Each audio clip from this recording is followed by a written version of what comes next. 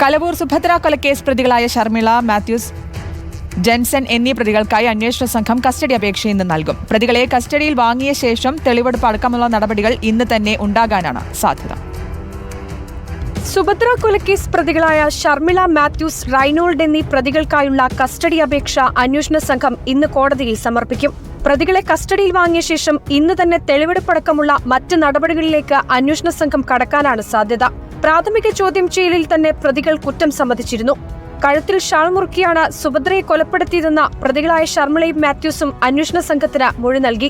മാത്യൂസിന്റെ സുഹൃത്തായ റൈനോൾഡിന് കൃത്യത്തിൽ നേരിട്ട് പങ്കില്ല. സുഭദ്രയെ മയക്കിക്കിടത്താൻ ആവശ്യമായ ദ്രാവകം എത്തിച്ചു നൽകിയത് റൈനോൾഡാണ്. നിലവിൽ കേസിൽ 3 പ്രതികൾ മാത്രമാണെന്ന നിഗമനത്തിലാണ് അന്വേഷണ സംഘം. പ്രതികളെ കസ്റ്റഡിയിൽ വാങ്ങി വിശദമായി ചോദ്യം ചെയ്താൽ മാത്രമേ മറ്റാർക്കെങ്കിലും കൃത്യത്തിൽ പങ്കുണ്ടോ എന്ന കാര്യത്തിൽ വ്യക്തത വരികയുള്ളൂ. വെറും സാമ്പത്തിക ലാഭത്തിനു വേണ്ടി മാത്രമാണ് സുഭദ്രയെ കൊലപ്പെടുത്തിയതെന്ന പ്രതികളുടെ മൊഴി അന്വേഷണ സംഘം പൂർണ്ണമായും വിശ്വാസത്തിലെടുത്തിട്ടില്ല.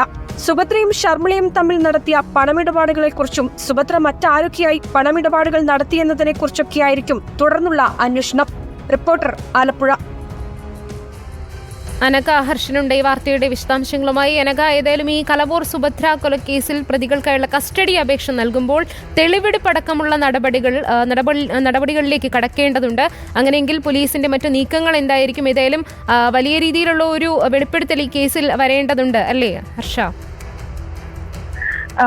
തുളസി, കലവൂർ സുഭദ്ര കൊലക്കേസ് പ്രതികൾക്കായിട്ടുള്ള കസ്റ്റഡി അപേക്ഷ അന്വേഷണ സംഘം ഇന്ന് നൽകും. നിലവിൽ കേസിൽ 3 പ്രതികളാണുള്ളത്. ഷർമിള, മാത്യൂസ്, റൈനോൾഡ്. ഈ മാത്യൂസിന്റെ സുഹൃത്തും അയൽവാസിയുമാണ് റൈനോൾഡ്. ഇങ്ങനെ 3 പ്രതികളാണ് ഈ കേസിലുള്ളത്. ഈ പ്രതികൾക്കായിട്ടുള്ള കസ്റ്റഡി അപേക്ഷയാണ് അന്വേഷണ സംഘം ഇന്ന് കോടതിയിൽ സമർപ്പിക്കുക. കസ്റ്റഡിയിൽ വാങ്ങിയ പ്രതികളുമായുള്ള തെളിവെടുപ്പ് ഇന്ന് തന്നെ നടക്കാനാണ് സാധ്യത. ഈ കലവൂരിലെ ഈ പ്രതികൾ സുഭദ്രയെ കുഴിച്ചിട്ട സ്ഥലത്തടക്കം എത്തിച്ചായിരിക്കും തെളിവെടുപ്പുണ്ടാകുക. അതിനുശേഷം വിശദമായ ചോദ്യം ചെയ്യലുണ്ടാകും. തുളസി. അനഘ, ഇന്നിപ്പോൾ ഏതൊക്കെ സ്ഥലങ്ങളിൽ തെളിവെടുപ്പ് നടത്താനുള്ള സാധ്യതയുണ്ട്? കാരണം കസ്റ്റഡി വാങ്ങണം, അതിനുശേഷമായിരിക്കും എന്ന് പറയുമ്പോൾ ഇന്നിപ്പോൾ അതിനുള്ള എത്രത്തോളം സമയമുണ്ട്? എവിടെയൊക്കെ ആയിരിക്കാം തെളിവെടുപ്പ് നടക്കുന്നത്? ഇന്ന് പൂർത്തിയായില്ലെങ്കിൽ മറ്റെവിടെയൊക്കെ തെളിവെടുപ്പ് നടത്താനുള്ള സാധ്യതയുണ്ട്? ഇന്ന് ഈ സുഭദ്രയുടെ മൃതദേഹം കുഴിച്ചെടുത്ത ഈ കലവൂരിലെ ഈ മാത്യൂസ്, ഷർമിള ദമ്പതികളുടെ വീടിനോട് ചേർന്നായിരിക്കും ആദ്യം തെളിവെടുപ്പ് ഉണ്ടാവുക. അതിനുശേഷമായിരിക്കും മറ്റിടങ്ങളിലേക്കൊക്കെ ഈ അന്വേഷണം ഉണ്ടാവുക. ഈ സുഭദ്രയുടെ കഴുത്തിൽ കുരുക്കാൻ ഉപയോഗിച്ച ഷാൾ അടക്കമുള്ള മറ്റു വസ്തുക്കളൊക്കെ തന്നെ കണ്ടെത്തേണ്ടതുണ്ട്. മാത്രമല്ല, ഈ സുഭദ്രയെ മയക്കാൻ ഉപയോഗിച്ച മയക്കുമരുന്ന് പോലുള്ള ദ്രാവകം ഇത് എവിടെ നിന്ന് വാങ്ങി, റൈനോൾഡിന് ഇത് ആര് നൽകി, ഇത്തരത്തിലേക്കൊക്കെ ആയിരിക്കും ഇന്ന് മുന്നോട്ടുള്ള അന്വേഷണം നീളുക.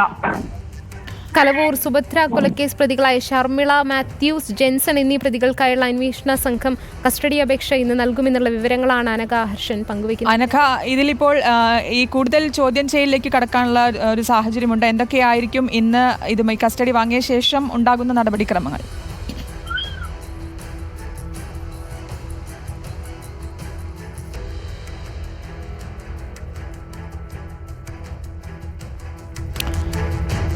കലവൂർ സുഭദ്ര കൊലക്കേസ് പ്രതികളായ ഷർമിള, മാത്യൂസ്, ജെൻസൺ എന്നീ പ്രതികൾക്കായുള്ള അന്വേഷണ സംഘം കസ്റ്റഡി അപേക്ഷ ഇന്ന് നൽകും. എന്നാലും പ്രതികളെ കസ്റ്റഡിയിൽ വാങ്ങിയ ശേഷം തെളിവെടുപ്പ് അടക്കമുള്ള നടപടികൾ ഇന്ന് തന്നെ ഉണ്ടാകാനുള്ള സാധ്യതയാണ് ചൂണ്ടിക്കാണിക്കുന്നത്. അനഘ ഹർഷൻ തുടരുന്നുണ്ട്.